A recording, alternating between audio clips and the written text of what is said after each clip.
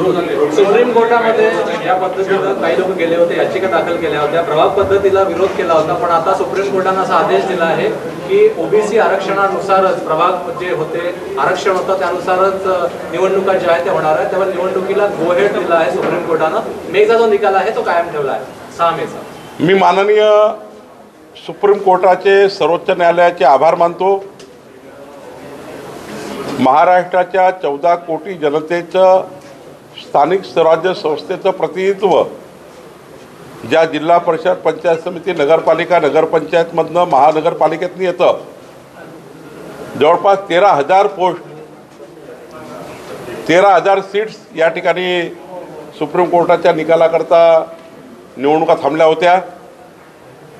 आता या निवडणुका होणार आहे आणि यामध्ये अत्यंत महत्त्वाचं काय आहे,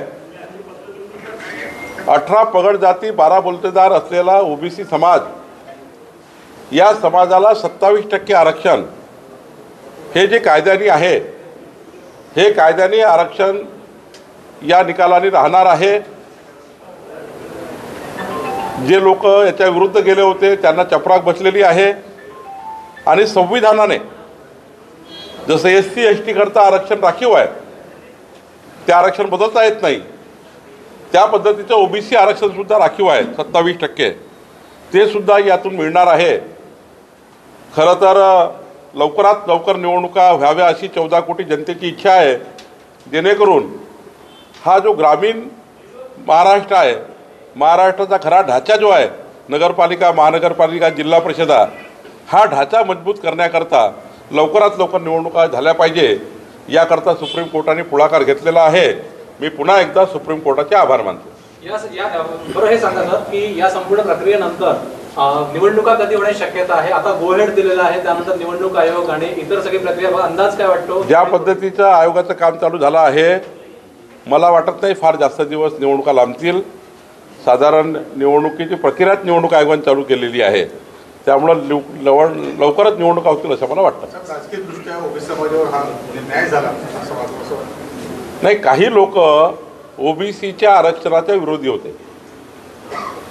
ओबीसीला आरक्षण मिळू नये याकरता काही लोकांनी प्रयत्न केले होते, पण हा 18 पगड जाती असलेला 27% ओबीसी समाज, 27% आरक्षणाचा ओबीसी समाज, या समाजाला आरक्षण मिळालं पाहिजे याकरता आमच्या सरकारने विशेष प्रयत्न केले. त्या ठिकाणी कोर्टामध्ये आमचे जे काही सबमिशन राहिले, अनेक लोकांनी याच्यात खोडा आणण्याचा प्रयत्न केला, पण देवेंद्र फडणवीस सरकार, आमच्या सरकारने योग्य पद्धतीची बाजू सुप्रीम कोर्टात मांडली.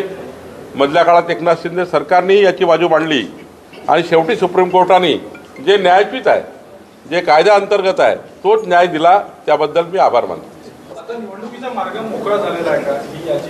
निश्चितच मोकळा झाला आहे. निवडणूक आयोगाने तयारी सुरू केली आहे, प्रभाग रचना सुरू झाल्या आहे, ऑब्जेक्शन सजेशन झालेले आहेत, आता लवकरच तयारी झालेली आहे दिसत आहे.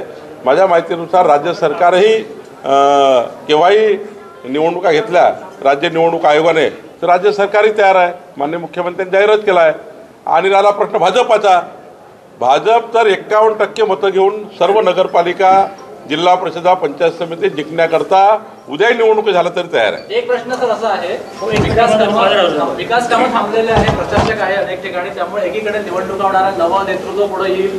तुम्ही सांगितलं 10-12 हजार जागांवर, पण विकास कामं सुद्धा प्रशासकांमुळे अनेक ठिकाणी थांबलेला आहे, तोही मार्ग मोकळा होईल. जोपर्यंत लोकप्रतिनिधी निवडून येत नाही तोपर्यंत जनतेच्या समस्या खऱ्याखुऱ्या प्रशासनापर्यंत जात नाही. प्रशासन आपल्या हिशोबाने काम करतं, पण जेव्हा लोकप्रतिनिधी असतात त्या संस्थेमध्ये, जिल्हा परिषदेमध्ये, पंचायत समितीमध्ये, ग्रामपंचायतमध्ये किंवा महानगरपालिकेत, खरी समस्या खालची काय आहे, कुणाचा त्या ठिकाणी वॉर्डमध्ये काय काय समस्या, ह्या सर्व समस्या लोकप्रतिनिधीला समजतात. म्हणून लोकप्रतिनिधी असल्याशिवाय प्रशासन योग्य काम करू शकत नाही.